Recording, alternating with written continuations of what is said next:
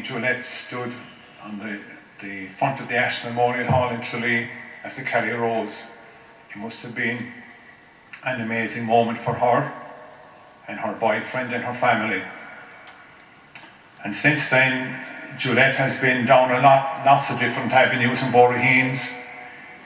She knows a lot about the smell of ether in hospitals, in and out, and she's fought a massive battle and she's getting better looking by the day, thanks be to God. So we helped her in Lixna about 2 years ago open up about her story. And this story is very important.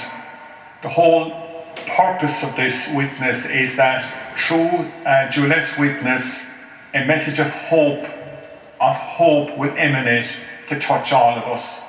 So I appreciate her goodness in coming back to us, her honesty and her humility. So Julett, in your own time, please. Julett is from over the road in a lovely place called Kilcommon. It's also Deacon Tady's hometown. Hi, thanks Father Brick. I suppose, just a little bit about myself. My name is Julett.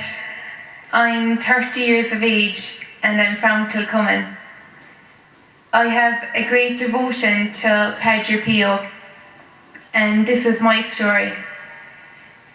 In April 2014, shortly after my 24th birthday, I was diagnosed with cervical cancer. Now, at the time, that was a huge shock to me. It was the most frightening time of my life, and the diagnosis turned my life absolutely upside down. And I suppose not only for me, but for my family as well, my mum and dad, my brothers and sisters at home.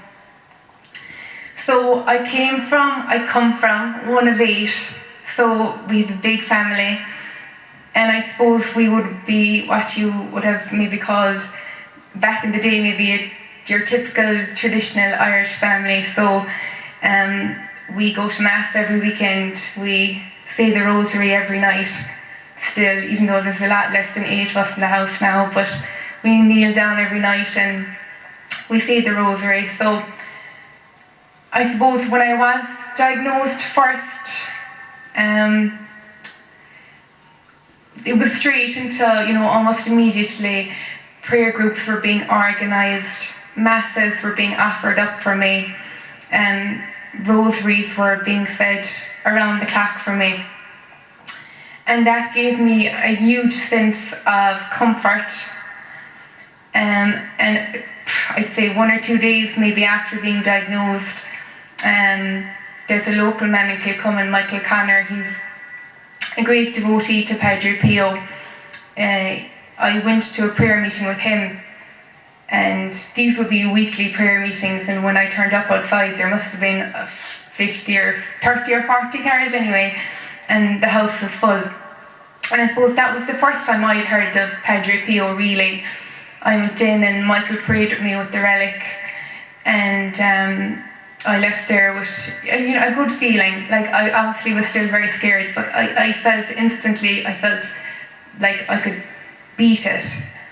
So I heard of Padre Pio really that night. Then a couple of weeks later, before I'd started any treatment, a good family friend of ours, Eileen, had said, there's Padre Pio devotions over in Lixna. They're the 3rd Tuesday of every month. Do you want to go? And I said, I did. I said, I'd give anything a try. I said, I want to find out more about Padre Pio. So off we went, and we took off and we went back to Lixna.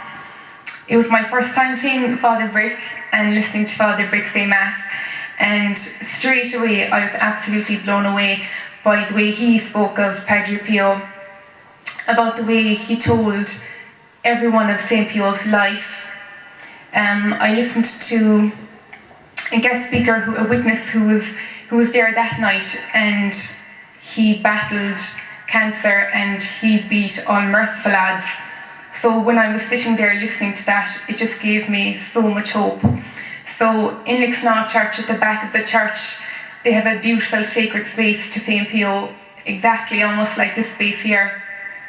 And I remember after the Mass, I went down and I stood in front of Padre Pio, and I was more or less eyeballing him at this stage, and like my heart absolutely broke. And I prayed with everything that I had that he would look after me and keep me safe. So a couple of weeks later, I started my chemotherapy and my radiation in Limerick. I had 6 weeks of treatment, so it was every day from Monday to Friday of that treatment. And you know, I suppose starting that treatment, I knew that I was going to, I spoke to Padre Pio every single day since I left Ixna, and needless to say, I continued going to the devotions in Ixna, and when Father Brick came here and when the devotions came here, I started to come here. And I talked to him every single day, and I begged him at that time to look after me, and he did. I suppose almost 6 months from the day I was diagnosed, I got the all clear. And it was absolutely the best day of my life. It was incredible. But I suppose that was back 5 years ago, 6 years ago. I suppose the message I want to get across tonight is, even though since then I got the all clear, things aren't always easy. You know, things haven't been straightforward. You know, I've had a few health scares here and there. Like last February now, I went up to my radiologist in Limerick for my normal checkups, and she had been doing the cervical examination, and she said to me, "Look, Julett," she said, "I found a bump." And I said, "Oh my God, it's back." And she said, "I can't say, but there is something there, so I'd like you to have an MRI." So I left Limerick in an awful way, of course. And I think it was maybe two or 3 weeks by the time I had my scan. So I was in an awful way at home, and I found it difficult to do the normal things, the sleeping, the eating. And one day anyway, I said to my friend again, Eileen, I said, "Look, can we just get in the car? Can we go back to Lixnaw? Can we sit in front of Padre Pio and just say a few prayers?" And she said, "We can." And we sat in the car, and off we went to Lixnaw. So I walked into the church in Lixnaw, and I met Maria Conway, or as Father Brick likes to call her, Mrs. Pio. And I bumped into her there, and I told her my story, and she said the words that I needed to hear exactly at that time. She said, "Julett, pray, hope, and don't worry." So I went in again, and I sat in front of Padre Pio and poured my heart out, and I said, "Please God, help me, Saint Pio." And I went home, and when I got back in the car, I said to Eileen, "Do you know what, I just think everything is going to be okay." I said, "I know he's going to mind me, and it will all be okay." So we got back home anyway, and I was in the kitchen in front of the stove trying to warm myself, and Eileen was sitting at the kitchen table. And out of nowhere, there was this all-merciful waft, this smell of roses. And I said, "Jeez, am I going mad here?" So I said nothing for a second, and Mum was after opening the back door, and she was bringing in turf. And she said, "Jesus, lads, who's after bringing in roses into the house?" And this smell was so strong, it was so pungent. I think it maybe lasted 20 seconds, and it was gone. And I said to Mum, "That's Padre Pio, he's interceding for me. I know I'm going to be okay." And thank God I was. 3 weeks later, I got the news that the cancer hadn't returned, and that was sure brilliant. And then just a couple of weeks ago, I would have found a lump in my groin area, so went to the doctor sent me straight to Tralee. So of course again, instantly I was worried that this is, a lump here now is going to be a bad story. So I had a couple of tests in Tralee, and they looked reassuring, but they said, "Look, we'll send you off to Limerick, we'll arrange an appointment with your radiologist up there, and just to be sure, you need to get it checked out." So I said, "Fine." So I went up to Limerick last Monday, and the lump is still there, but she said, "Look, just to be on the safe side, we'll send you for an MRI, which I'm currently waiting on. And please God, that will be good news too." But I suppose the message what I'm trying to hit home is that, you know, we all have our own struggles, no matter what it is. And we all have our own ups and downs, we have our own obstacles, we have our own battles. And these are my battles. You know, this is what I have to battle with, you know, all of the time. And that's fine, I'll do it, I'll get through it. But like, definitely, without hope and without my faith, there's not a hope. You know, it would have gotten me through when I was sick and now. So that's what I'm trying to just encourage people to keep the hope, because without hope we have absolutely nothing. Keep the faith and just pray on. And I suppose just before I finish up, when I was sick, I said to Padre Pio, I'd made a deal with him and I said, look, St. Pio, look after me and I'll go to San Giovanni in Thanksgiving, which I did, thank God. Last year I went to San Giovanni with Father Brick and his gang, so it was absolutely incredible. I met the most loveliest of people whom today I'm still great friends with. You know, the minute I've any worries, they're on the phone, they're praying, they're just super. So I got to meet all of those great people. But as cheesy as it sounds, when I went to San Giovanni, I definitely feel like it brought me closer to St. Pio, you know. I saw where he was born, where he lived. I saw the farm where he worked as a young boy. You know, I walked the streets that he walked on every day. I saw where he celebrated Mass every day, where he heard confession, and it was so special. So I would say, if anyone, please God, when all this COVID ends, gets the chance to go, do it, because please God, I will get to go back there soon, hopefully.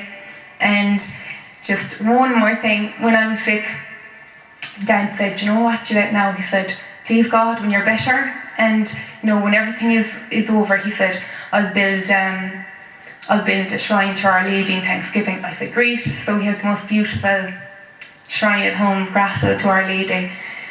And a couple of months ago, at the start of COVID, I said, geez, Dad, wouldn't Padre Pio be lovely outside the back garden? So Dad said, fine, we'll go in, we'll get him.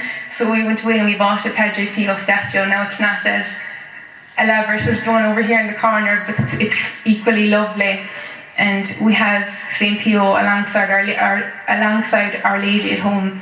And I suppose every morning, not just for me, but for my family, it just reminds us that like there's always hope, that like St. Pio, Our Lady, that, you know, we're being looked after, and just to keep the faith. So I suppose just before I finish up, I just want to end up with this, and this is a quote that Padre Pio would say. So it's, do not worry over things that generate preoccupation, derangement, and anxiety. One thing only is necessary.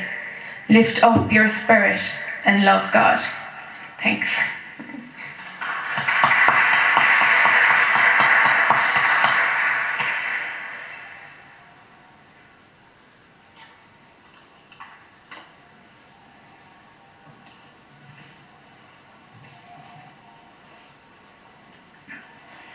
Thanks very much, Julett.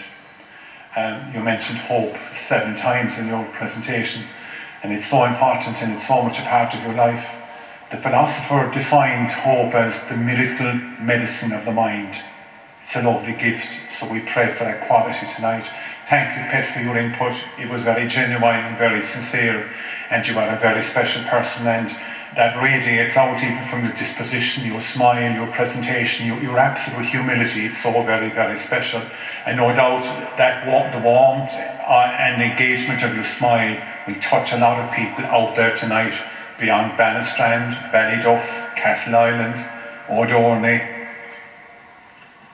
Ballymac, Kilcummin, Rathmore, your own place. So thanks, love, thanks very, very much. And now we move on. You mentioned intentions there in your presentation. We move on to the intentions. And Father Pat Moore, God rest his soul, got it so spot on. He said that when we say prayer for somebody, it's a proclamation of a good intention. and the person for whom it's intended can tune into it, and it's a great source of power and strength. And he referred to it as a form of healing. So I'm going to read out bits and pieces I got over the last few days, and the people know that these intentions are being read out, so tune into them please.